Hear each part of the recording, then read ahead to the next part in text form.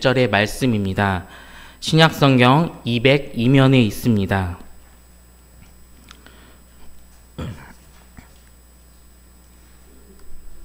사도행전 9장 19절에서 31절 말씀을 교독하실 때 제가 먼저 읽고 성도님들 읽으시고 마지막 절은 함께 봉독하도록 하겠습니다. 음식을 먹음에 강건하여 지니라. 사울이 다메섹에 있는 제자들과 함께 며칠 있을새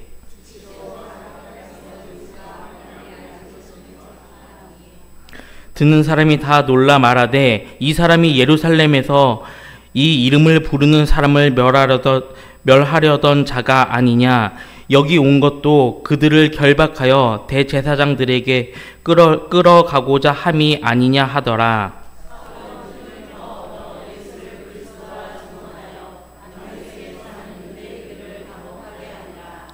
여러 날이 지남에 유대인들이 사울을 죽이기를 공모하더니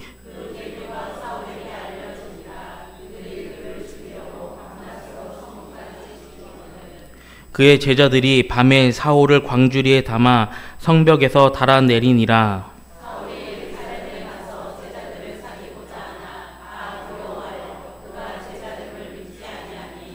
바나바가 데리고 사도들에게 가서 그가 길에서 어떻게 주를 보았는지와 주께서 그에게 말씀하신 일과 다메섹에서 그가 어떻게 예수의 이름으로 담대히 말하였는지를 전하니라.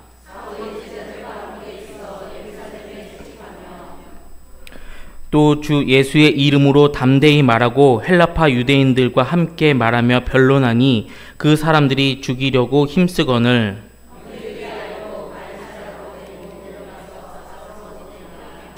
함께 읽겠습니다. 그리하여 온 유대와 갈릴리와 사마리아 교회가 평안하여 든든히 서가고 주를 경외함과 성령의 위로로 진행하여 수가 더 많아지니라. 아멘. 얼마 전 유튜브에서 세종시에 있는 한 교회가 어떤 건축가가 소개하는 그 유튜브 장면을 봤는데요. 화면에서 보여지는 그 세종시에 있는 교회가 정말 너무나도 예쁘고 아름다웠습니다. 그래서 그 교회가 왜 그렇게 아름다운가를 하면서 이제 건축가가 이제 자기가 설계한 건축한 교회라고 하면서 소개를 하는데, 의뢰한 교회가 누구나 와볼 수 있는 공간, 누구나 와보고 싶은 공간이었으면 좋겠다고 그렇게 요구를 해서 의뢰해서 개방적이고 신미적인 그 아름다운 공간을 건축하였다라고 이렇게 이야기를 했습니다. 제가 갈 기회가 있을런지 모르겠지만 근처에 가게 되면 한번 들려보고 싶다 할 정도로 너무나도 아름답고 예쁜 교회의 모습이었습니다. 그런데 그런가 하면 전주에 가면 꽤 유명한 교회가 있다고 합니다. 깡통교회라고 들어보셨는지 모르겠습니다. 전주 안디옥 교회라고 하는데요. 지금은 새로운 성전을 건축한다고 하는데 1983년 개척을 할 때 미군이 사용하던 비행기 경납고에 양철 지붕을 덮고 예배를 드리기 시작했다고 합니다. 비가 오면 물이 새고 그냥 진흙바닥이 돼가지고 아주 난리도 아니었다라고 합니다. 그런데 그 모습이 깡통 같아 보였는지 그 지역에 있는 사람들이 안디옥 교회요 하면 안디옥 교회로 가주세요 하면은 깡통 교회요 그렇게 알아듣는다고 합니다. 외관은 깡통 모습이지만 지금은 수천 명이 모이는 교회로 부흥됐다고 합니다. 그리고 이 교회가 깡통으로만 유명한 것이 아니라 또 수천 명이 모이는 것 때문에 유명한 것이 아니라 그렇게 교회 외관은 깡통 모습인데 매년 교회 전체 예산의 60에서 70% 정도를 선교와 사회 구제 비용으로 지출을 하고 있는 것 때문에 꽤 유명한 교회라고 합니다. 1986년 첫 선교사를 배출함으로 인해서 90여 개국에 또 400여 명의 선교사를 후원하고 있는 교회라고 합니다. 이런 교회들이 있는데 우리 성도님들은 우리 국일교회가 어떤 교회가 되었으면 좋겠습니까? 후임 목사님을 청빙하고 그 청빙하는 일을 위해서 기도하는 과정 중에 있는데 아마 요즘에 우리 교회가 어떤 교회가 되었으면 좋겠다, 우리 교회가 이런 교회가 되었으면 좋겠다 이렇게 기대하는 마음이 더 부쩍 생기셨으리라고 생각이 됩니다. 우리 교회는 어떤 교회가 될까요? 우리 교회는 어떤 교회가 되어야 할까요? 31절 말씀은 그리하여 온 유대와 갈릴리와 사마리아 교회가 평안하여 든든히 서가고 주를 경외함과 성령의 위로로 진행하여 수가 더 많아지니라 라고 말씀하고 있습니다. 오늘 말씀은 든든히 서가고 부흥하는 초대교회의 모습을 보여주고 있습니다. 오늘 말씀을 통해서 우리 교회도 초대교회의 좋은 모습들을 닮아가는 든든히 서가는 교회, 주를 경외함과 성령의 위로로 수가 더 많아지는 그런 부흥하는 교회가 되었으면 좋겠습니다. 오늘 말씀의 처음은 사울이 다메섹에 있는 제자들과 함께 며칠 있을세라고 전하고 있습니다. 사울이 다메섹에 있는 제자들과 함께 있었다라고 말씀하고 있는데 우리 성도님들은 이 말씀을 들으면서 어떤 생각이 드십니까? 그냥 아무렇지도 않으십니까? 그러면은 9장 1절 2절 말씀을 우리 함께 읽어보도록 하겠습니다. 가까운 곳에 있으니까 9장 1절 2절의 말씀 우리 함께 읽도록 하겠습니다. 사울이 주의 제자들에 대하여 여전히 위협과 살기가 등등하여 대제사장에게 가서 다메섹 여러 회당에 가져갈 공문을 청하니 이는 만일 그 도를 따르는 사람을 만나면 남녀를 막론하고 결박하여 예루살렘으로 잡아오려 함이라. 9장 1절 2절 말씀을 보고 19절 말씀을 보게 된다면 사울이 제자들과 함께 있다고? 큰일 날 일이죠. 9장 1절 2절에서 사울이 다메섹에 있는 제자들을 잡아오려고 대제사장에게 공문을 받았습니다. 그 남녀노소를 막론하고 그 도를 믿는 사람들을 잡아가려고 예루살렘에서 다메섹까지 240km 정도 된다고 합니다. 그 당시에 교통수단이 그렇게 되게 좋지 않아서 얼마가 걸릴지 모르는데 이 정도로 갈 열정이면은 약간 정신 이상한 게 아닌가 싶습니다. 네, 조금 속된 말로 미친 게 아닌가 이런 생각이 드는데 그런 마음을 가지고 있던 사울이 지금 다메섹에 있는 제자들과 함께 있다. 중간 과정 생략하고 1절 2절 읽고 19절 말씀 읽으면은 이거 큰일 난 상황입니다. 아주 난리가 난 상황인 것입니다. 그런데 살기가 등등해서 대제사장에게 공문을 받아서 다메섹에 있는 예수님을 믿는 제자들을 잡으러 가다가 사울이 그만 예수님께 붙들리게 되었습니다. 예수님께 잡히게 되었습니다. 다메섹 도상에서 해보다도 더 밝은 빛이 사울과 일행에게 비추고 그 빛 가운데서 사울은 사울아 사울아 내가 어찌하여 나를 핍박하느냐 박해하느냐라는 주님의 음성을 듣게 되었습니다. 그렇게 사울은 자신을 친히 찾아오시는 주님을 인격적으로 만나게 되었습니다. 우리 주님은 우리 하나님께서는 우리 한 사람 한 사람을 인격적으로 찾아오시고 만나주시는 분이심을 믿으시기를 바랍니다. 그런데 그렇게 사울은 만난 것으로 끝나지 않았습니다. 예수님을 만났습니다. 그런데 이것으로 인하여서 완전히 새로운 인격으로 변화되게 되었습니다. 우리 예수님께서 우리 하나님께서 우리를 만나주시는데 우리 가운데도 변화가 있어야 한다라는 것입니다. 디모데전서 1장에서 사도 바울은 이렇게 고백합니다. 전에는 비방자요 박해자요 폭행자였지만 이렇게 자신을 고백하고 있습니다. 그런데 바울에게 새로운 직분을 주시고 충성되어 여기셔서 직분을 주시고 이방인의 사도로 부르셨다라고 그렇게 고백을 합니다. 예수님을 만난 사람들이 있습니다. 예수님을 따르던 사람들, 예수님을 찾아온 사람들이 있습니다. 그런데 모두가 다 변화된 것은 아니었습니다. 마가복음 10장 17절을 보면 예수께서 길에 나가실새 한 사람이 달려와서 꿇어 앉아 묻자오되 선한 선생님이여 내가 무엇을 하여야 영생을 얻으리이까? 이렇게 예수님 앞에 달려와서 예수님이 나가는 그 길에서 꿇어 엎드려서 예수님께 물었던 한 사람이 있었습니다. 예수님께서 길에 나가실 때 달려와서 꿇어 앉아서 물었는데 정말 대단한 사람 아닙니까? 달려와서 예수님한테 물었습니다. 열정적으로 그렇게 했던 것입니다. 근데 이 사람은 예수님께 영생에 대해서 물었습니다.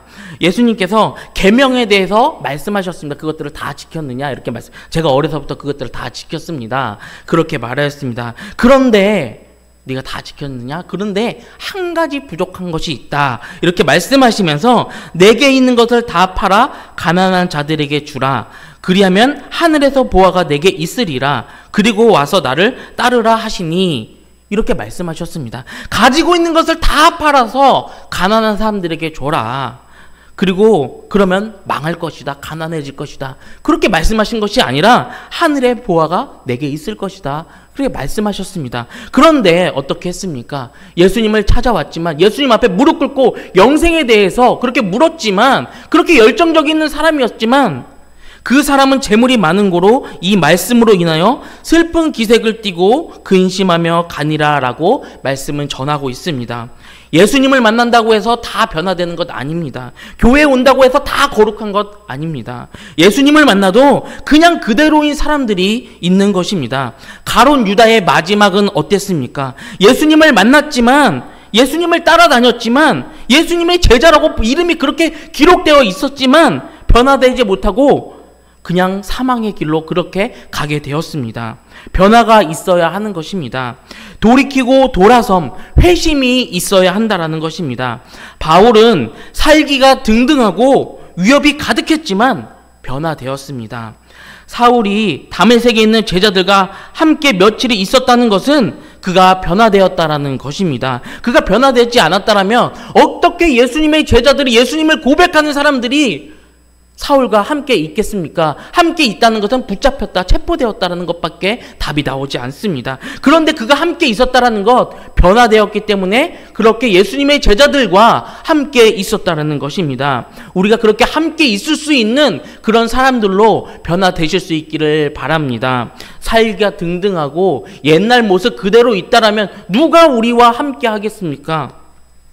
옛날 모습 그대로 여전히 불평하고 있고 여전히 다툼을 만들고 여전히 신경질 내는 그런 여전히 세상 것에 욕심을 내는 변화되지 못한 모습이 있다라면 그런 사람들이 모여있는 교회가 어떻게 변화를 이루고 어떻게 든든히 서갈 수 있겠습니까?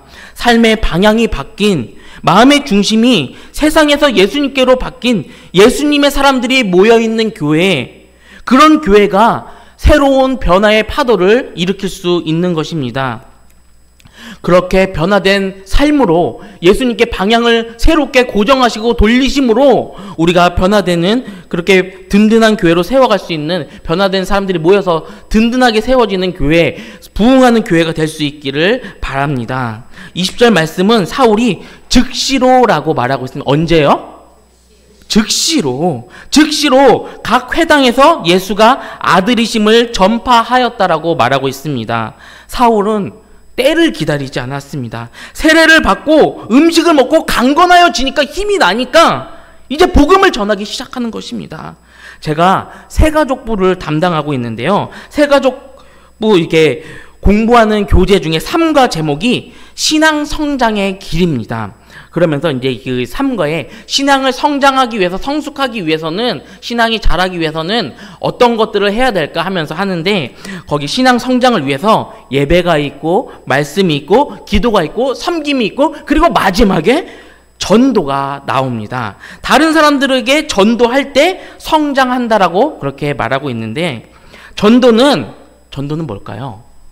전도는 내가 믿는 구원, 내가 받은 축복을 세상에 알리는 일이라고 그렇게 교재에 기록되어 있습니다. 우리 성도님들 다 구원 받으셨습니까? 다 구원 받으셨습니까? 아멘 안 하시는 분들은 네. 그럼 예수님을 믿고 복을 받으셨습니까? 네. 그럼 전도하고 계십니까? 네. 구원을 받으셨다면, 예수 믿음으로 복을 받으셨다면 전도해야 되는 것입니다. 교회에서 성도님들이 제일 불편해하는 설교 2가지 주제가 있다고 하죠. 뭐가 있죠? 헌금 그리고 전도입니다. 전도 어렵죠. 창피하기도 하고 불편하죠. 근데 우리 성도님들 지금 집에 가다가 연예인들 만나면 어떻게 하시겠습니까? 나 연예인 만났어. 그렇게 잘생겼어. 그렇게 예뻐. 말하지 않겠습니까? 근데 예수님 만난 분들이 뭐하고 계십니까? 내가 예수님을 만났어. 내가 구원을 받았어. 내가 복을 받아서 그렇게 자랑할 수 있는 게 전도인 것입니다. 전도 어렵게 생각하면 끝이 없습니다. 전도를 못하는 이유가 있는데 왜 때를 기다리기 때문에 그럽니다. 전도를 해야 되는데 왜 전도를 못할까? 결코 오지 않는 그 때를 기다리고 있어. 어떤 때를 기다리느냐? 복음을 전할 만한 충분한 능력을 갖추면 내가 전도하겠다. 그 능력을 갖출 사람이 누가 있겠습니까? 그 언제 올지 모르는 때 전도의 기회를 놓치고 말 것입니다. 제가요 21살 때, 몇 살 때요? 21살 때, 20년 전이에요. 지금부터 21살 때 여름에 친한 선배가 어느 교회에 가서 이제 전도사 사역을 해보라고 그러더라고요. 그래서 저는 제가 잘할 줄 몰라요. 저 능력이 안 돼요. 뭐 이렇게 하니까, 야, 너 그거 교만한 거야. 네가 언제 능력이 갖춰줄 줄 알고 그렇게 얘기를 하더라고요. 능력이 갖춰줄 때를 기다려서 전도한다고 하는 말은 안 하겠다는 소리입니다. 전도의 기회를 놓칠 수 있습니다. 전도하면 하나님께서 힘 주시고 능력 주시고 전할 말을 우리의 입술 가운데 주실 것입니다. 그때를 기다리지 마시기를 바랍니다. 사도 바울은 디모데 후서 4장에서 하나님 앞과 살아 있는 자들과 죽은 자를 심판하실 그리스도 예수 앞에서 그가 나타나실 것과 그의 나라를 두고 엄히 명하노니 너는 말씀을 전파하라. 때를 얻든지 못 얻든지 항상 힘쓰라. 범사에 오래 참음과 가르침으로 경책하며 경계하며 권하라. 때를 얻든지 못 얻든지 언제가 될지 모르겠지만 언제든지 복음을 전하라고 사도 바울은 그렇게 말하고 있습니다. 때를 얻든지 못 얻든지 주의 말씀을, 우리 예수를, 우리가 받은 복을 온전히 증거할 수 있는 저와 여러분들이 되실 수 있기를 바랍니다. 바울은 즉시로 회당으로 가서 예수가 하나님의 아들이심을 전했습니다. 바울이 지금 예수님을 만난 지, 예수님을 믿은 지 얼마나 됐을까요? 한 10년 됐나요? 한 1년 됐나요? 믿은 지 얼마 안 됐습니다. 다메섹으로 오다가 앞을 볼 수 없어가지고 그냥 다메섹에 있다가 아나니아가 기도해 줌으로 인해서 그렇게 빛을 다시 눈을 보게 되고 앞을 볼 수 있게 되고 그렇게 음식을 먹음으로 인해서 그 즉시로 와가지고 회당에서 말씀을 전해. 뭐 제대로 배운 게 없습니다. 예수 욕이나 할 줄 알았지, 예수 믿는 사람들 잡으러 다닐 줄만 알았지 예수에 대해서 뭘 알았겠습니까? 그런데 정신을 차리니까 예수님을 증거하고 있는 것입니다. 뭘 한다고 예수님을 전할까요? 무슨 말을 했을까요? 그냥 내가 느낀 거. 내가 예수 믿는 사람들 잡으러 오다가 예수님을 만났습니다. 저 같은 것도 만나주셨습니다. 저를 변화시켜 주셨습니다. 이런 거 전하지 않았겠습니까? 그러면서 깨달으면서 나한테도 이렇게 큰 은혜가 있습니다. 우리 같은 사람도 만나주시고 우리도 예수 믿게 해주시고 구원받게 해주셨습니다. 이런 고백, 이런 간증들이, 그런 것들을 솔직하게 자기 체험을 사도 바울이 전하지 않았겠습니까? 아마 여기 계신 분들 다 그런 체험이 있으실 것입니다. 아니 어쩌면 사울보다도 더 놀라운 그 하나님의 은혜를 경험하신 분들이 계실 것이다라고 생각이 됩니다. 제가 이 강단에서 옛날에 죽을 뻔했었다라고 몇 번 얘기를 했었는데 이제 말할 게 안 되는 것 같습니다. 왜냐면은 우리 교회는 죽다 살아나신 분들이 꽤 많더라고요. 아니 정말입니다. 이게 웃을 일이 아니고 정말 생명이 왔다 갔다 하는 그런 생사의 기로에 있다가 살아나셨던 분들이 정말 많이 있는 것 같다는 얘기를 들었습니다. 그런 체험이 있으면 고백해야 되는 것 아닙니까? 다시 한번 말씀드려요. 저는 이 뇌출혈 때문에 병원에 갔는데 오진을 해가지고 여름에 그래가지고 얘 더위 먹었다, 탈수다. 일주일 만에 제대로 진단을 받았습니다. 골든타임을 놓쳤습니다. 머릿속에서 피가 출혈되어가지고 그게 굳어가지고 시신경을 압박해서 살아도 장님된다. 골든타임 놓쳤는데 일주일이나 지나고 병원에 갔는데 제가 살아서 여러분들 앞에 이렇게 설교하고 있습니다. 놀라지 않으십니까? 이런 거, 우리 만난 거, 우리의 생명이 유지된 거 말씀하실 수 있는 것 아닙니까? 그런 거 다들 있으시잖아요. 좋은 말로 어떤 아름다운 언어를, 그 단어를 사용해서 한 것이 아니라 투박해도 우리가 만나고 우리가 경험한 그 하나님을 증거할 때, 그런 주님을 만난 고백, 간증이 있을 때 교회는 세워져 가는 것입니다. 그런 하나님을 만났구나. 그런 예수님을 만났구나. 그런 은혜가 있었구나. 그런 은혜의 고백들이 우리 교회에 넘쳐갈 때 우리 교회가 든든히 세워져 가리라고 믿습니다. 바울이 즉시로 회당에 가서 예수님을 전하였더니 반응이 어땠습니까?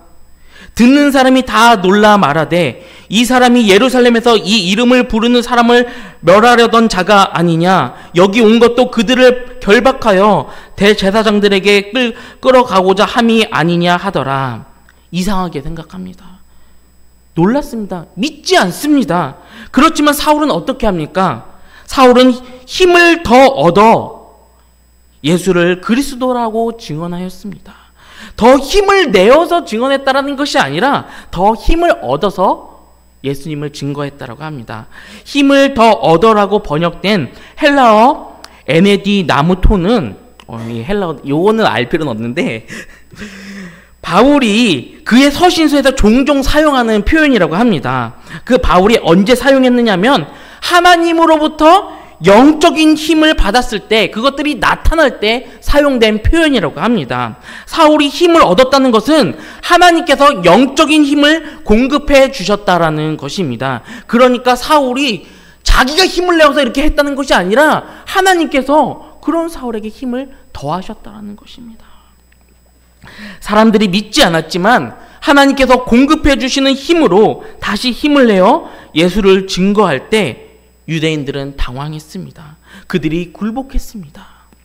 세상은 폭력적인 힘으로 사람을 굴복시키려고 합니다. 그러나 예수를 경험한 사람들은 예수가 주신 은혜로 하나님께서 공급하신 힘으로 주님을 증거하고 그 고백으로 세상을 주님께 굴복시켜야 하는 것입니다.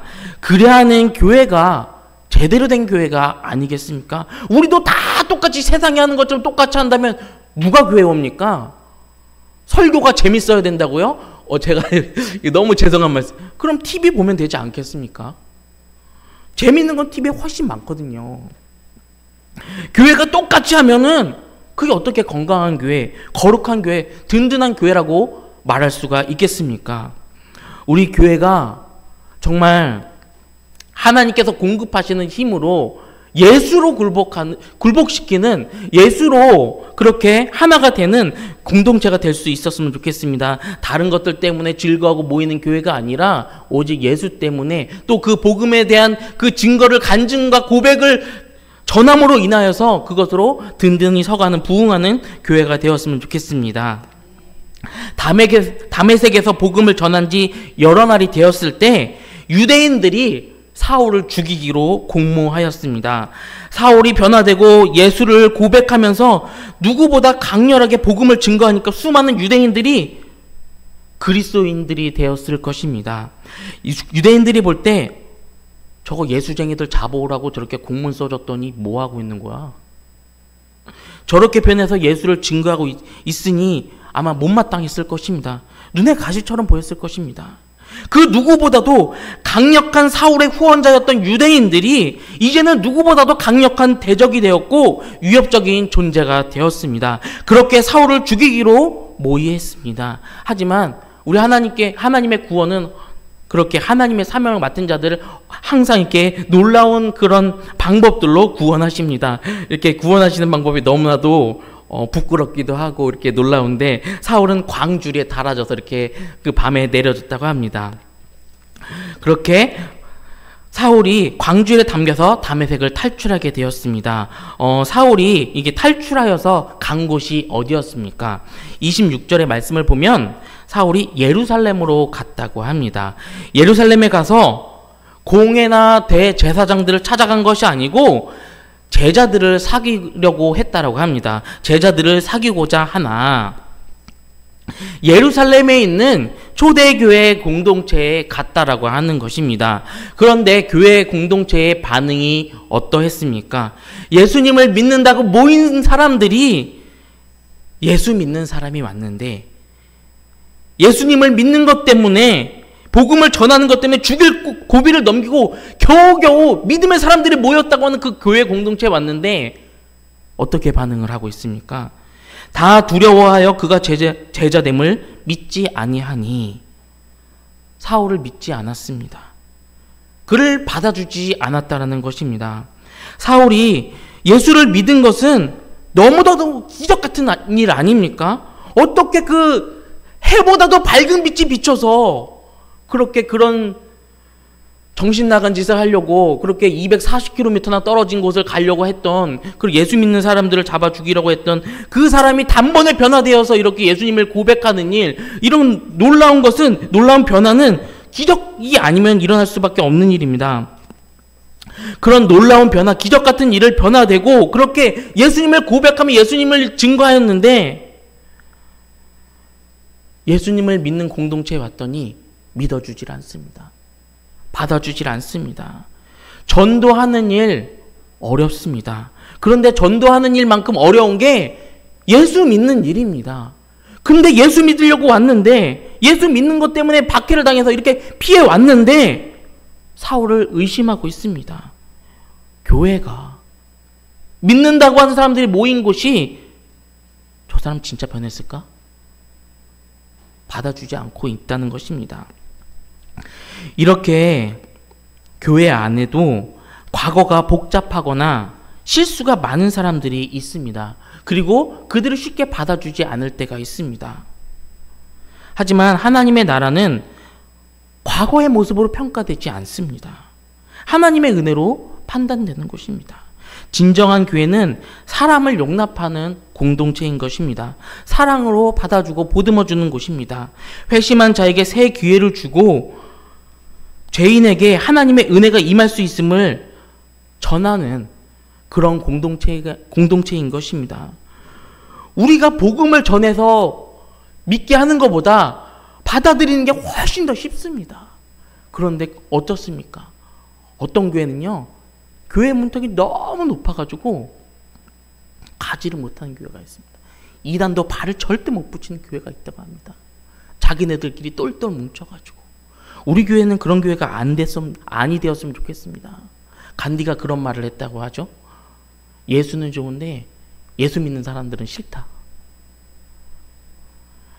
우리가 예수님을 믿는 공동체라면 예수님께 나아오는 자들을 회심하여서 그 기적 같은 은혜를 경험하고 주님 곁에 나아오는 자들을 그렇게 맞아들일 수 있는, 용납할 수 있는 공동체가 되었으면 좋겠습니다. 사울이 회심한 직후 하나님께서는 아나니아를 준비하셨습니다. 그를 통해서 사울에게 세례를 베풀고 성령 충만케 하신 후에 그를 다메섹에 있는 제자들에게 인도하셨습니다. 마찬가지로 사울이 예루살렘에 돌아왔을 때 바나바라는 인물을 세우십니다. 바나바가 이제 적극 나서서 사울을 변호하기 시작합니다. 사울을 제자들에게 데리고 가고 사울이 어떻게 주님을 만나게 되었는지, 사울이 어떻게 담대하게 복음을 전했는지 그렇게 제자들에게 다 설명을 해줍니다. 바나바는 그 다리가 되었습니다. 연결하는 사람이 되었습니다. 성도와 성도를 이어주는 사람, 오해를 풀어주는 사람, 믿어주는 사람, 격려해주는 사람, 그런 바나바가 없었다면 사울의 사역은 시작되기도 전에 교회에서 외면을 당했을 것입니다. 든든히 서가는 교회는 바나바와 같이 사람과 사람을 이어주는 그런 공동체를 아름답게 이어주는 사람, 그런 사역이 있는 교회가 든든히 서가는 교회일 것입니다. 그런 교회가 부흥하는 교회가 될 것입니다. 그렇게 교회에 왔더니 다 끊어놓고 뿔뿔이 흩어지게 하고 이간질하는 교회, 어떻게 부흥하고 든든히 서갈 수 있겠습니까? 교회는 그리스도의 몸입니다. 몸이 연결되어 있지 않으면 죽은 겁니다. 산 사람이 아니죠. 산 게 아닙니다. 연결되어 있어야 각 지체가 일을 할 수 있습니다. 우리 교회 50년이 넘는 교회입니다. 역사와 전통이 있다고 하면 있을 수 있는 교회입니다. 교회 안에 먼저 믿으신 분들, 성숙하신 믿음의 우리 스승이라고 해야 될까요? 먼저 믿으신 분들이 계실 것입니다. 이분들이 바나바의 역할을 잘 감당하셨으면 좋겠습니다.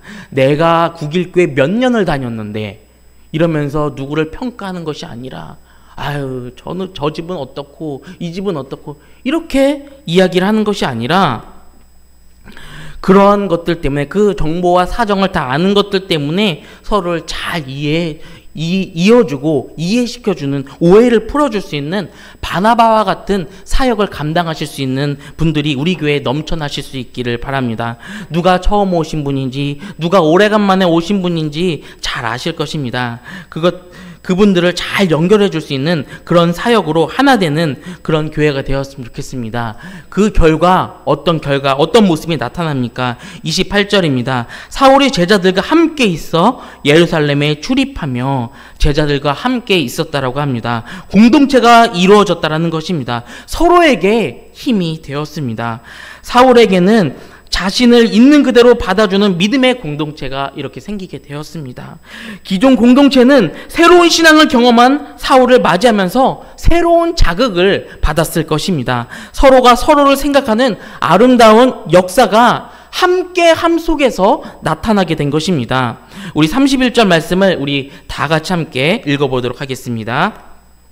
그리하여 온 유대와 갈릴리와 사마리아 교회가 평안하여 든든히 서가고 주를 경외함과 성령의 위로로 진행하여 수가 더 많아지니라. 아멘.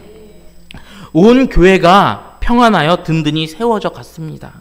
주를 경외함이 있었고 성령의 위로함이 있었습니다. 그리고 교회의 부흥이 일어났습니다. 우리 교회가 주님을 통해 진정한 변화가 있는 교회가 되었으면 좋겠습니다. 새로운 피조물이 되고 우리의 겉사람은 낡아지지만 우리의 속사람은 날로 새로워지는 변화가 있는 교회가 되었으면 좋겠습니다. 그리고 그 변화에 대한 고백을, 그 간증을 즉시로 고백하는, 그 고백이 넘쳐나는 교회가 되었으면 좋겠습니다. 그리고 바나바와 같이 서로를 용납하고 인정하고 연결함으로 하나되며 하나됨 속에서 성령의 위로하심을 경험하는, 부흥하는, 그렇게 든든히 세워져가는 교회가 되었으면 좋겠습니다. 그렇게 되기를 위해서 우리가 바나바가 되고 우리가 예수님을 만난 그런 진정한 변화가 있고 옛 모습을 버리고 진정한 변화를 경험하고 주님을 날마다 고백하고 하나님을 고백하는 우리의 교회 삶이 될 수 있기를 간절히 바라겠습니다. 기도하겠습니다. 하나님 아버지, 오늘 말씀을 통해 우리 교회에 바라시는 모습을 다시 생각하게 하심을 감사합니다. 주님, 우리 교회가 진정한 변화를 경험하는 교회가 되게 하여 주시옵소서. 옛것을 버리고 그리스도로 새 옷 입게 하시고 새로운 피조물이 되어 주님이 원하시는 새로운 방향을 정하고 새로운 삶의 길을 가게 하여 주시옵소서. 그 변화로 인한 진정한 우리의 고백이 있게 하시고 그 은혜와 감격이 넘치는 우리 교회가 되게 하여 주시옵소서. 그것으로 예수님을 전하는 일에 있어서 때를 얻든지 못 얻든지 담대히 나아갈 수 있도록 우리에게 힘과 용기를 더하여 주시옵소서. 또한 바나바처럼 사람과 사람을 연결하고 공동체를 하나 되게 하는 용납과 사랑의 다리가 되게 하셔서 서로를 받아주고 인정하며 하나됨을 이루는 건강한 교회로 든든히 세워져 갈 수 있도록 인도하여 주시옵소서. 감사드립니다. 예수님의 이름으로 기도드립니다.